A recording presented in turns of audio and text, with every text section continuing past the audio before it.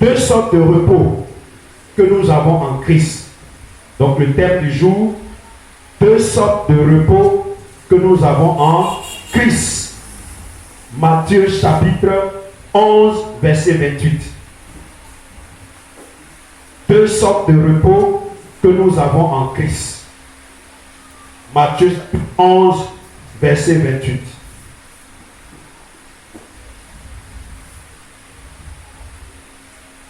Deux sortes de repos que nous avons en Christ. Matthieu chapitre 11, verset 28. Nous allons faire la lecture.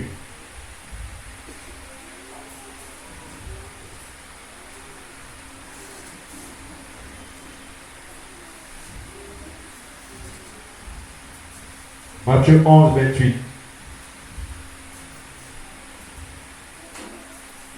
Un lecteur.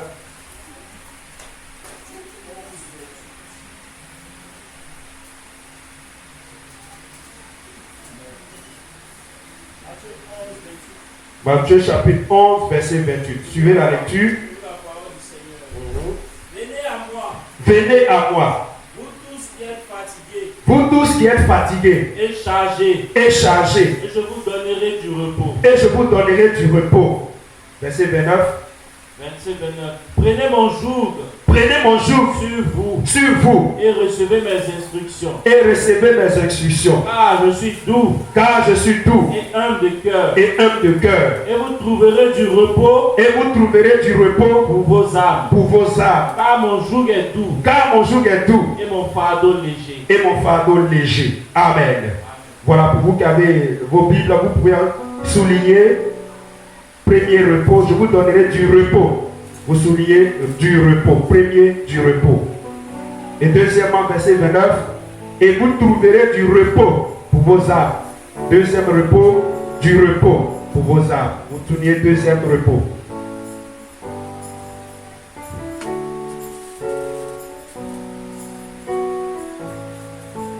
Deux sortes de repos que nous avons en Christ.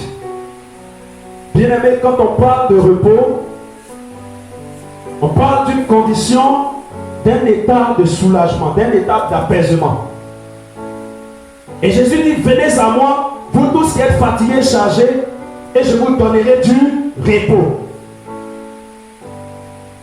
Vous tous qui êtes fatigués, chargés, et je vous donnerai du repos. Dans ce texte, Jésus n'a pas dit, venez à moi, vous tous qui êtes fatigués et chargés, et prenez mon joug sur vous. Mais il dit, venez à moi, vous tous qui êtes fatigués et chargés, et je vous donnerai du repos. Et ensuite il dit, prenez sur vous mon joug et recevez mes instructions, et vous trouverez du repos pour vos âmes. Donc pour dire que une personne qui est chargée, une personne qui porte des charges, une personne qui ploie sous le dos d'une situation difficile, d'un fardeau, ne sera pas capable, ne sera pas apte à servir autrui. Puisque tu es déjà dans un service, puisque tu es déjà sous un joug, tu es déjà sous un poids, tu es déjà sous un fardeau, il te sera difficile de laisser sur toi un fardeau et de vouloir aller servir. C'est pas Jésus qui t'a appelé à lui. Il lance l'appel, il dit venez à moi, vous tous qui êtes fatigués et chargés. Il n'a pas dit venez à moi, vous qui êtes chargés, c'est-à-dire qui portez sur vous des bagages. Il dit mais qui êtes fatigués, parce qu'il y a des gens qui portent des bagages, mais qui ne sont pas fatigués. Il dit, il y a certains qui portent des charges, mais le poids n'a pas encore affecté leur vie. Donc ils se sentent à l'aise là-dedans. Ils peuvent porter des charges, ils peuvent porter des bagages sur de longues distances, mais ils ne sont pas fatigués. Une telle personne, si tu veux l'aider, tu ne pourras pas l'aider. Donc Jésus dit, venez à moi, vous tous qui êtes fatigués et chargés, et je vous donnerai du repos. Bien-aimé, je vais te dire, tu viens à Jésus lorsque tu es fatigué. Avec ton bagage, tu ne peux plus continuer, tu ne peux plus supporter, tu te sens faible, tu n'as plus la force. Jésus dit, en ce moment-là, viens à moi et je vais te donner du repos. Donc on a dit dans le texte, deux sortes de repos que nous avons appris. Donc note, premièrement, le repos sur le plan physique. Donc premièrement, le repos sur le plan physique.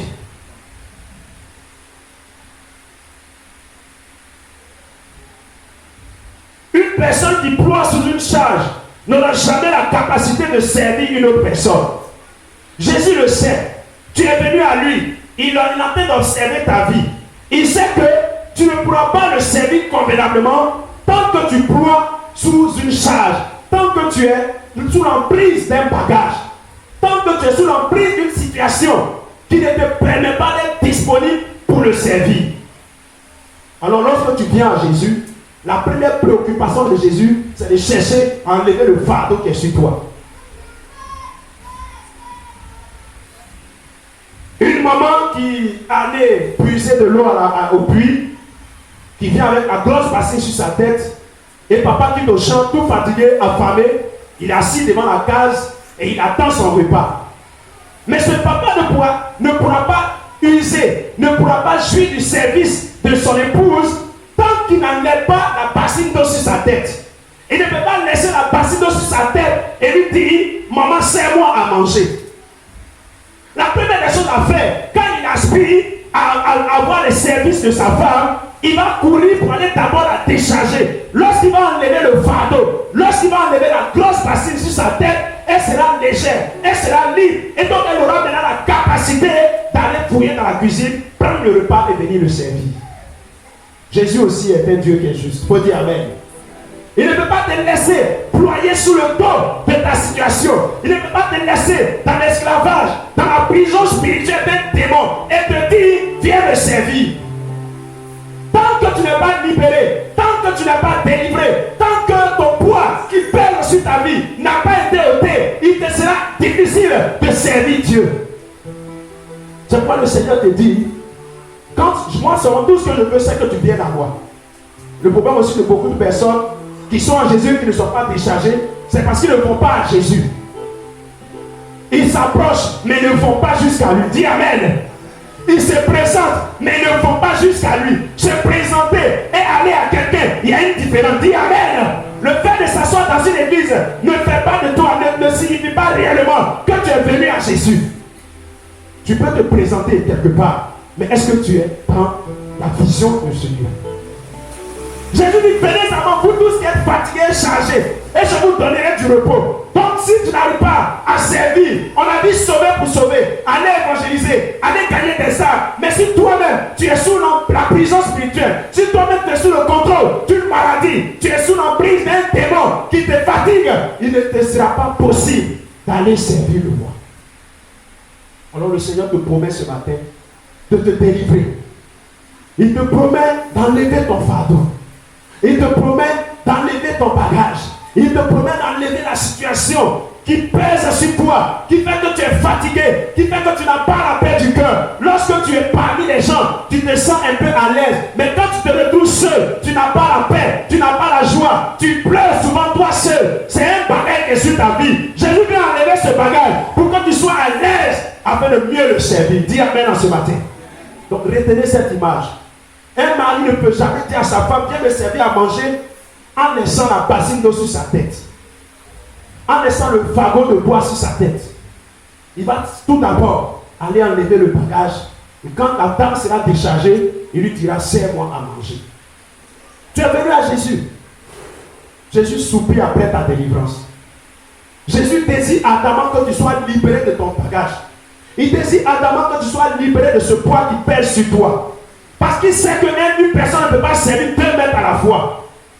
Tu ne peux pas être au service d'un démon et vouloir servir Jésus. Alors s'il y a un démon dans ta vie, Jésus veut enlever ce démon-là pour que tu sois libre de le servir. La Bible déclare qu'il y avait un homme à Gadara, le fou de Gadara. Cet homme était possédé par 2000 démons. Ces démons-là l'avaient possédé. Ces démons-là le contrôlaient. Ces démons-là l'influençaient. À tel enseigne qu'il partait dormir dans les cimetières. Lorsqu'on mettait des fers sur lui, il brisait ses fers. Il allait gâter les champs des gens. Il était une situation troublante pour les habitants de Gadara. Lorsque cet homme a vu Jésus venir, il a couru pour aller se prosterner devant Jésus. Jésus ne l'a pas laissé dans sa folie pour dire, va à Gadara, parlez de moi. Qu'est-ce que Jésus a fait d'abord? Il s'est adressé automatiquement au démon qui était en train de torturer ce monsieur. Il a dit, quel est ton nom? Et le démon a dit, Légion est mon nom. Légion, ça veut dire près de 2000. Et il avait dit légion, c'est près de 2000 soldats. Donc le démon dit, le principal, c'est-à-dire le capitaine des démons, c'est lui qui s'adressait face à face à Jésus. Jésus dit, quel est ton nom? Il dit, je ne peux pas dire mon nom personnel, parce que nous sommes une légion. Je suis le capitaine, mais derrière moi, il y a plus de 2000 démons, et nous possédons cet homme. Et Jésus a dit, sors de cet homme. Et le démon a prié Jésus. La première fois dans la Bible où Jésus a exaucé les démons, où il a répondu à la prière des démons. Et puis toi, tu es chrétien, tu pries et Dieu ne t'exauce pas. Il faut dire, c'est pas normal. Comment il peut exaucer un démon et puis son propre fils, il refuse de l'exaucer? Les démons ont dit quoi? Tu es venu avant le temps. C'est vrai que tu vas nous jeter en enfer, mais le temps n'est pas encore arrivé. Mais pardon, ne nous envoie pas hors de ce lieu, mais permets que nous puissions rentrer dans ces pourceaux. Près de 2000 porcs qui étaient là, qui appartenaient à quelqu'un. Et il prie Jésus d'entrer dans ces porcs-là. Parce qu'un démon ne peut pas vivre dans l'air ambiant. L'atmosphère qu'elle a est faite pour le corps. L'oxygène est fait pour le corps, pour les poumons. Les démons n'ont pas de poumons. Donc quand ils sont dans l'atmosphère, ils sont troublés, ils sont malades, ils sont vraiment dans des situations difficiles. Tout comme l'homme ne peut pas aller vivre sur la lune. Quand les gens ils se mettent dans des corps qui vont leur permettre de subsister sur la lune. Donc quand les démons qui sont dans le deuxième ciel viennent sur la terre, ils ont besoin de ton corps pour habiter sur la terre. Dis Amen. Donc Jésus dit, sortez. Envoie-nous dans les pourceaux. Il dit, bon d'accord, je vous exauce. Allez habiter ces pourceaux. Ils sont rentrés dans les pourceaux. Les démons, les pourceaux sont allés tomber dans la mer. Ils se sont noyés. Et l'homme de Gadara a été restauré. Quand le monsieur a été guéri, le monsieur dit à Jésus, Jésus était prêt à partir. Regardez, à cause d'une seule âme, Jésus s'est déplacé, il a fait des kilomètres. Son bateau même a failli faire naufrage sur la mer. Parce qu'il désirait gagner une personne. Il désirait gagner une âme. Jésus connaît la valeur d'une âme. Dis Amen ce matin. C'est toi qui ne connais pas la valeur des gens. Tu vois les gens dehors. Parce que tu le vois assis dans le baladron. Tu te moques de lui. Tu le vois assis en disant qu'il est en train de se prostituer. Tu te moques d'elle. Tu dis son avenir est gâté. Mais pendant que toi tu vois comme ça, Jésus voit un champion. Jésus voit en elle un avenir meilleur. Alléluia. Les gens de Gadara avaient rejeté cet homme, mais ils ne savaient pas que c'était un homme qui était destiné à drainer des foules, à être une star. Dans près de 10 villes, dans un district, il devait marquer le district. Et le diable est venu pour l'étouffer. Jésus a libéré l'homme de Gadara. Quand le monsieur était guéri, quand le monsieur était restauré, lui maintenant, il dit, il va servir Jésus. Dis Amen à ce matin. Lorsque beaucoup ne veulent pas servir Jésus, parce qu'ils ont des situations dans leur vie qui les préoccupent. Ils ont des situations qui les malmènent. Ils ont des forces qui les contrôlent. Mais lorsque tu as été libéré, lorsque tu as été affranchi, tu es prêt à servir ton bienfaiteur. Tu es prêt à faire du bien à ton bienfaiteur. Il a dit à Jésus, je veux te suivre partout où tu iras. Jésus, non. Puisque déjà on me chasse d'ici, je veux que tu sois mon ambassadeur dans cette contrée. J'ai mis mon germe en toi. J'ai mis ma sémence en toi. Moi on me chasse, mais je me suis représenté en toi. Toi seul, tu peux impacter toute la région. Et la Bible dit, le monsieur est parti. Il a annoncé Jésus dans tout Gadara. Et toutes les 10 villes, tout le district a été gagné à la gloire de Dieu. Est-ce que tu peux acclamer le Seigneur? Est-ce que tu peux acclamer le Seigneur? Donc Jésus soupire après ta délivrance. Jésus soupire après ton miracle. Jésus soupire après ton salut. Parce qu'il sait que tant que cette maladie qui est sur toi est là, tu ne pourras pas mieux le servir. Tant que ce démon est là, tu ne pourras pas mieux le servir. Tant que cette malédiction est là dans ta vie, tu ne pourras pas mieux le servir. Donc Jésus aspire à ta délivrance. Il veut te décharger de ton bagage pour que tu lui donnes à manger. L'église est l'épouse de Christ. Il ne peut pas laisser le bagage sur notre tête et nous dit d'aller préparer à manger. C'est impossible. Donc Jésus veut te décharger. Donc le premier repos que Jésus donne, c'est sur le plan physique. Matthieu 6, 24. Matthieu 6, 24. Matthieu chapitre 6, 24, oui.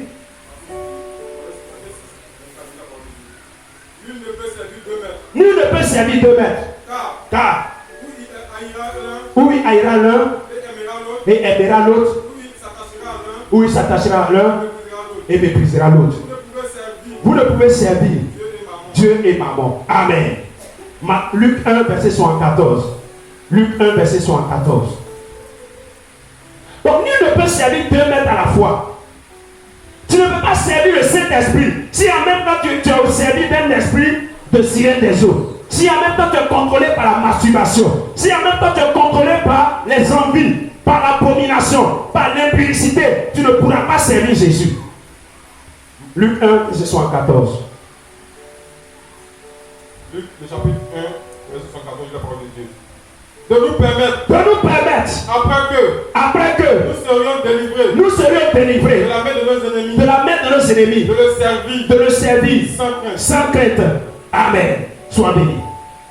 Donc il dit de nous permettre, après que nous serions délivrés de la main de nos ennemis, de le servir sans crainte. Donc Dieu lui-même sait que tant que tu n'es pas délivré de l'esprit qui te contrôle, des liens de ta famille, du péché dans lequel tu es, tu ne pourras pas le servir. Donc il dit, il va te permettre d'être délivré. Après que tu seras délivré, tu pourras le servir sans crainte. Notre fils a rendu son témoignage ce matin. Il allait prêcher l'évangile. Mais pourquoi depuis toutes ces années, il n'a pas été capable de le faire? C'est parce qu'il y a un esprit qui contrôlait sa mentalité. Il y a un esprit qui le combattait. Mais quand le Seigneur est intervenu, le Seigneur l'a libéré, il s'est senti léger et il était allé maintenant pour prêcher Jésus. Donc tant que tu es sous le contrôle d'une autre puissance, il te sera difficile de servir la puissance de cet esprit. Donc Dieu te dit ce matin, lui-même il veut ta délivrance. Il veut ta libération. Qu'est-ce qui t'empêche de servir Dieu? Il dit, il est disposé à enlever ce fardeau. Est-ce que c'est la maladie qui t'empêche de servir Dieu? Est-ce que c'est un problème de finance qui t'empêche de servir Dieu? Quelle est la situation qui t'empêche de servir Dieu? Jésus dit, quand tu es venu à lui là, lui il va te décharger et tu vas avoir le repos et ensuite tu pourras le servir. Donc le Seigneur veut que tu le serves. Mais tout d'abord, il va enlever ton fardeau. Le fardeau pour lequel le Seigneur nous désire nous décharger renferme la souffrance et les douleurs. Le fardeau desquels le Seigneur veut nous décharger renferme la souffrance et les douleurs.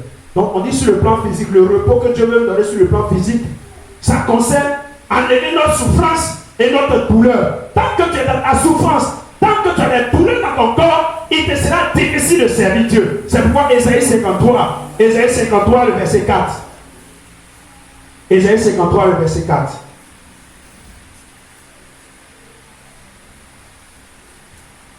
Ésaïe 53, le verset 4.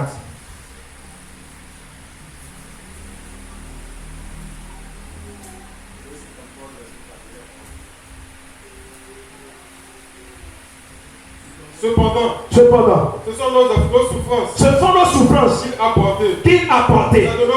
C'est de notre douleur qu'il s'est chargé. Et nous l'avons considéré comme puni. Frappé de Dieu. Amen. Sois béni. Il dit cependant, ce sont nos douleurs qu'il a portées. C'est notre souffrance qui s'est chargée.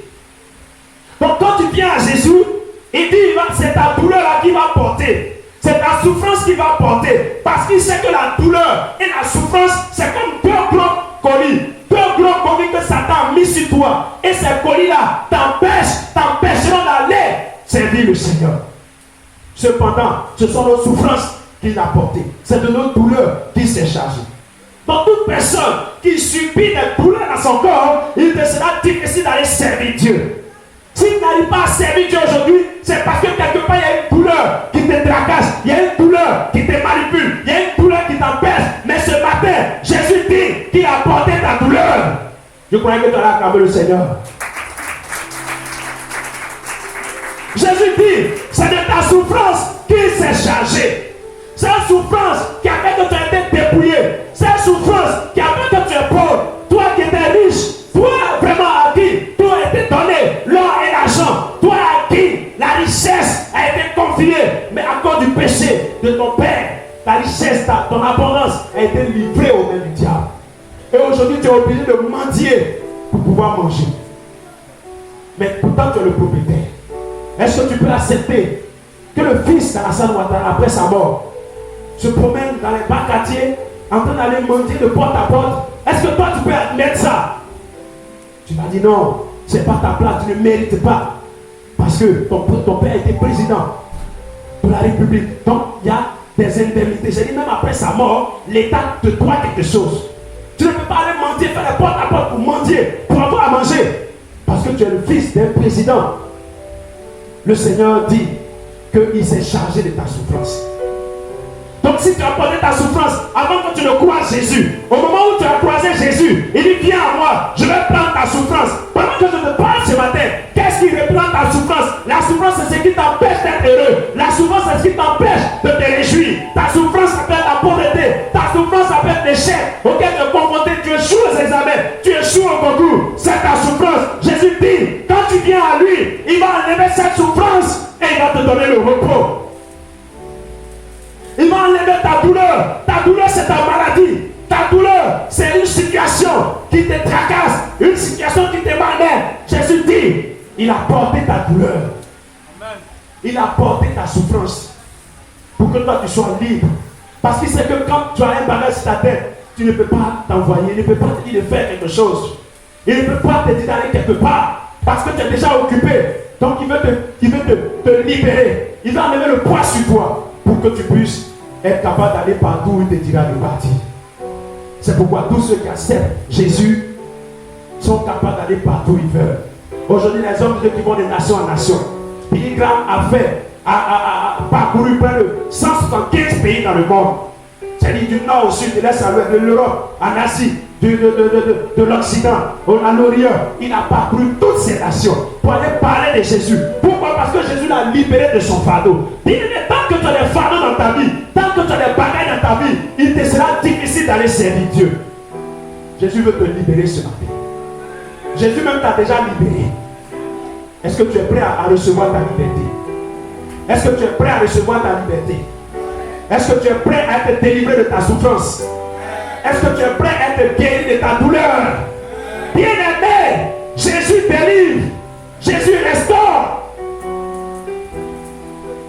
Jésus restaure. Il a besoin de toi. Mais tant que tu ploies dans une situation, tu ne pourras pas le servir. C'est pourquoi, voyez-vous, les gens qui sont actifs dans l'œuvre de Dieu, les gens qui servent Dieu de tout leur cœur, de toute leur force, vous allez voir que rarement ils sont couchés. Parce que s'ils tombent, le Seigneur va le relever. Dis Amen. Dis Amen. Alors rends-toi utile à Dieu. Il dit venez à moi. Jusque-là, tu portes ta souffrance parce que tu n'as pas accepté de venir à lui. Parce que tu ne t'es pas engagé pour lui. Tu ne t'es pas donné à fond pour lui. Quand tu vas te donner à fond, quand tu vas te mettre au service de Dieu, tu vas te disposer, tu dis Seigneur, utilise-moi. Fais de moi ce que tu veux. Amène-moi où tu veux. Il va enlever sur toi tous les bagages. Et il va te faire partir librement pour le servir. C'est pourquoi tous ceux qui servent Dieu, vous les voyez, ils sont toujours en forme. Parce que c'est un devoir, c'est un droit pour eux d'être en bonne santé. Un jour, l'un des fidèles m'a dit, quand j'étais au Koweït, il dit, mais, pasteur, vraiment, Dieu est bon, hein. On voit peut-être toujours mais avec tout ce que vous vivez comme galère, difficulté, et si vous tombez gravement malade, qu'est-ce qui va se passer? Et tout ce que vous traversez, mais Dieu vous fait grâce toujours sur pied. Il voit son intérêt. Alléluia. Alléluia. Il voit que si je suis couché, quelqu'un est malade, quelqu'un a besoin de prière, quelqu'un a besoin d'être fortifié dans la foi. Si je suis couché, est-ce que je pourrais aller le faire? Donc il se sent obligé, il se sent dans le devoir de nous donner la santé. Bien aimé, la santé, c'est le bien-être le plus précieux. Quand tu n'es jamais tombé malade, tu peux ne pas voir l'importance de la santé. Quand les gens te parlent de maladie, tu peux te moquer d'eux. Quelqu'un aussi qui n'a pas connu la pauvreté, la galère, quand les gens souffrent, ça peut ne rien lui dire. Il ne connaît pas la valeur de ces choses. Mais quand tu es tombé gravement malade, que tu as frôlé la mort, et puis tu as pu te relever. Mais quand tu es en bonne santé, tu veilles maintenant sur ta santé. Est-ce que quelqu'un peut acclamer le Seigneur? Est-ce que quelqu'un peut acclamer le Seigneur? Alors demande à ton frère qu'à côté de toi, qu'est-ce que tu fais avec la santé que Dieu te donne? Tu es tout en bonne santé. Et tu penses que la santé que Dieu te donne, c'est pour t'asseoir, manger et boire et dormir. Dieu te donne la santé parce qu'il veut que tu le serves. Il dit, vous servirez l'Éternel. Et l'Éternel bénira votre eau et votre pain. Et il éloignera la maladie du milieu de vous. Bien aimé, le Seigneur éloigne la maladie du milieu de nous pour nous puissions le servir. Dis Amen. Il éloigne la maladie du milieu de nous. C'est-à-dire quand la maladie est en train de se promener pour chercher des corps où habiter, le Seigneur vient faire comme ça. Bon, tu peux entrer là-bas, mais ici, là, ou pas, n'allez pas là-bas. Quand il vient entrer, il dit non, laisse ça. Alléluia. Quand il voit un corps bizarre, il dit bon, ça là, c'est pas trop mon affaire. Mais ça là, il ne faut pas toucher. Il dit, il éloigne la maladie. Il éloigne la maladie du milieu de nous. La santé que Dieu nous donne, c'est un grand trésor. C'est une grande richesse. Depuis que je sais Dieu, c'est vrai, il ne m'a pas donné encore voiture. Je sais qu'il va me donner voiture. Je sais qu'il va me donner avion. Je sais que j'aurai des résidences. Bien que je n'ai pas encore eu ces choses, mais la plus grande richesse que Dieu me donne, c'est la santé. Est-ce que tu peux acclamer le Seigneur? Est-ce que tu peux acclamer le Seigneur? Ça fait près de combien d'années j'ai quitté la famille? Mais depuis que je me suis éloigné de la famille, ils n'ont jamais appris là où j'étais, en Daloa, par-ci, par-là où Dieu m'a emmené. Ils n'ont jamais été informés pour dire, ah, votre fils est gravement malade, venez l'aider, venez le soutenir. Ils n'ont jamais appris ça. Ça, c'est une richesse. C'est une grande bénédiction. Il dit, vous servirez l'Éternel, et l'Éternel éloignera la maladie du milieu de vous.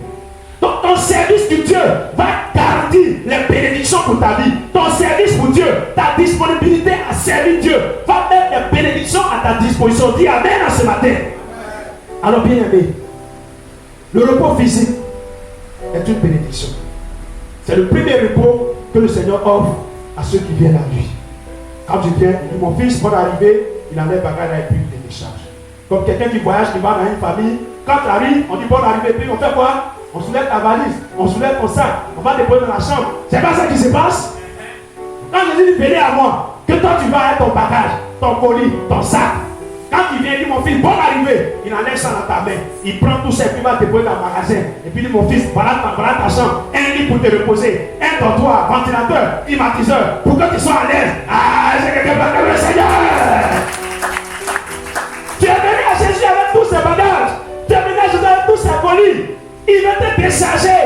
Mais il y en a qui veulent porter leur bagage encore. Comme cette vieille femme, pétée. Il partait un jour au village. Elle quittait dans son campement pour aller au village. La vieille femme était avec gros bagages sur sa tête. Souvent même les moments, elle met des bagages au dos, bagages sur la tête, bagages dans la main ici, bagages dans la main ici. Et pendant qu'elle partait, elle était au bord de la route, elle marchait lentement, doucement, et puis elle partait. Et voilà un jeune qui passait avec sa bâchée. Le jeune homme a garé la bâchée. Il dit, mais la mère, tu vas où? Elle dit, je vais dans le village. D'accord. Maman, il faut monter. Il a été la vieille, elle est montée derrière la bâchée. Il a pris tous ses bagages. D'abord, il a déchargé. Il a enlevé sur sa tête, bagages sur son dos, casserole, mamie, tout ce qui était dans sa main. Il a tout pris, il a mis dans la voiture. Il a ouvert la portière. Il dit, maman, il faut monter. La mère est montée, elle s'est assise dans la voiture. Et le jeune est monté devant, il a continué à partir. Pendant qu'il est en train de partir, vous connaissez la mentalité des vieilles. Le jeune a eu pitié de moi, il m'a fait asseoir dans sa voiture. Je vais m'asseoir et mes bagages vont occuper encore l'espace dans sa voiture. Non, il ne peut pas accepter ça. Donc derrière ici, la vieille luttait. Elle a lutté pour soulever le tas de fagots. Et puis elle a mis sur sa jambe. Casserole, tabac, pioche, tout ça elle a soulevé et puis elle a mis sur toi. Elle est assise dans la voiture, mais sueur coule sur elle. Son pied même tremble en bas de voiture, puis elle est assise là. Le poids de la fessée. Et quand le jeune conduisait dans la causerie, il regarde dans le rétroviseur, il voit la vieille tout en sueur, ses pieds sont en train de trembler en bas de bois là. Il a garé la voiture. Il est passé par derrière. Il dit, mais maman, qu'est-ce que tu fais comme ça? Elle dit, hé mon fils, tu m'as déjà pris dans ta voiture. Je vais m'asseoir et puis mes bagages aussi vont prendre la place. À cause de ça, il est pris. L'essentiel, tu m'as fait asseoir dans ta voiture. Le reste là, moi-même je peux gérer ça. Alléluia! Beaucoup viennent à Jésus. Il dit, Seigneur, tu as pardonné mes péchés. Si je reste pauvre, c'est pas grave. Seigneur, tu as pardonné mes péchés. Si la maladie me tue, que je pouvais vite aller au ciel, je refuse d'aller vite au ciel au nom de Jésus. Il dit, tu seras rassasié de jour et tu seras rassasié de biens. C'est-à-dire, quand quelqu'un est rassasié, qu'est-ce que ça dit? On a l'habitude de faire attraper si on mal. J'ai dit, quand quelqu'un est rassasié, qu'est-ce qu'il fait? Quel est le geste? Hein? Il est fatigué. Quand les serviteurs envoient le repas, il dit non, c'est bon. Pardonnez, ramenez ça. Je suis rassasié. C'est ça, on dit rassasié. Mais à peine, tu as envie de goûter le bon morceau. Et puis la scène se vide. Non, je ne peux pas accepter ça. Dis Amen. L'assiette est vide et puis tu regardes sur le plateau là-bas. Il y a les gros morceaux encore. On dit, ah, ça sera réservé pour la prochaine fois. Est-ce que tu peux accepter ça? Non, mon assiette est vide. Je ne suis pas encore rassasié. Emmenez encore les morceaux. C'est comme ça, il y a un papa, un père spirituel, il m'a montré ce secret-là. Souvent, quand on va à la réception, on dépose les plats. Quand les gens sont servis, et puis ils demandent, hey, papa, ça va? Souvent, ils mettent 2 cuillères. Il se dit que bon, tu es un référent quand même, tu ne manges pas beaucoup. 1 cuillère, 2 cuillères, papa, c'est bon? Bon, la honte fait que tu as dit, ah, ma fille, c'est bon. Alléluia!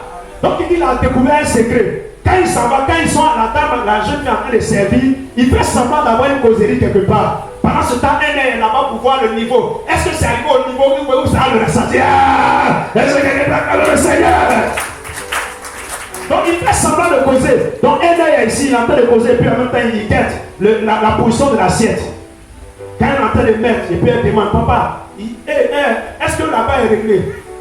Donc elle met encore, c'est comme si elle n'est pas encore arrivé. Maintenant quand il sent que le niveau où c'est arrivé là, ça peut le rassasier, mais elle dit, ah ma fille, oh bon, c'est pas grave, c'est pas grave.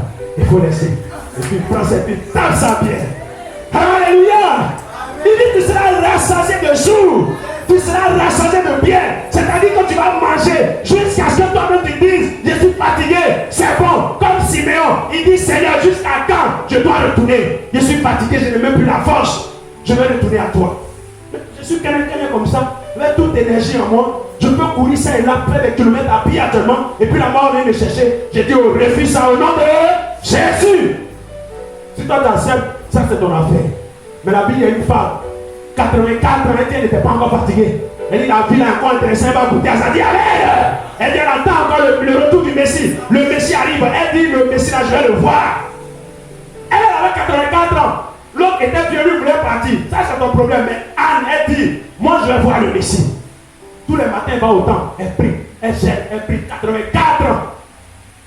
Elle s'est consacrée. En fait, elle a vécu avec son mari pendant 7 ans seulement. Depuis sa virginité. C'est-à-dire, elle n'a pas connu d'homme jusqu'à ce qu'elle se marie. Soit à 20 ans, 25 ans. Quand elle s'est mariée à 25 ans, elle a fait 7 ans avec son mari. Donc, elle a quel âge maintenant? 32 ans. À 32 ans, son mari est mort. Elle s'est consacrée à Jésus. 32 ans jusqu'à 84 ans. Je les priais, intercession pour la venue du Messie. Et Dieu a dit, tu ne mourras pas jusqu'à ce que tu aies vu ce Messie. Il est resté quelqu'un. Oh, mon frère, ma soeur, Dieu te dit, il dit, viens à moi, je vais te donner du repos. Tu as besoin de la santé, tu as besoin de la joie, tu as besoin d'enfanter, tu as tout ce qui va te rendre heureux pour servir le Seigneur. Tu as mis ça à ta disposition. Mais lève-toi, viens réellement à Jésus et tu vas voir ces choses-là.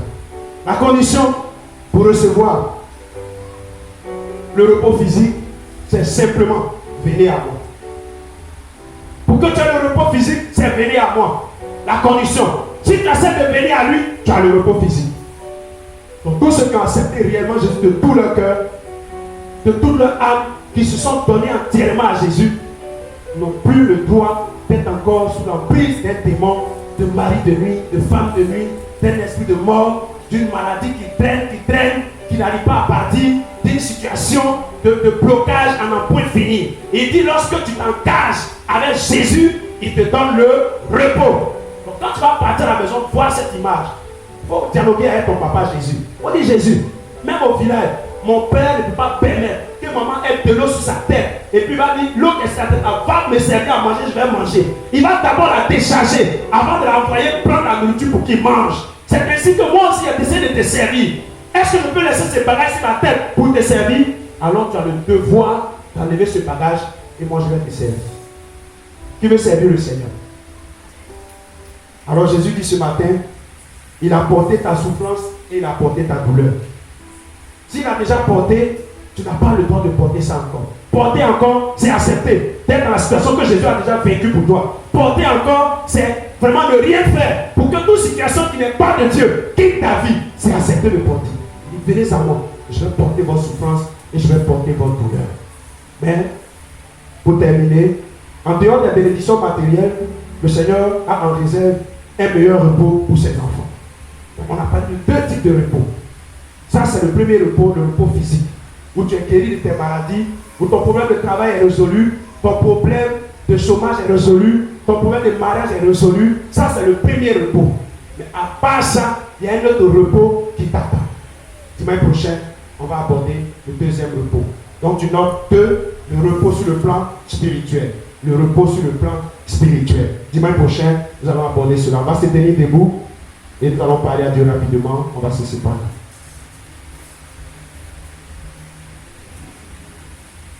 Tu vas te tenir debout.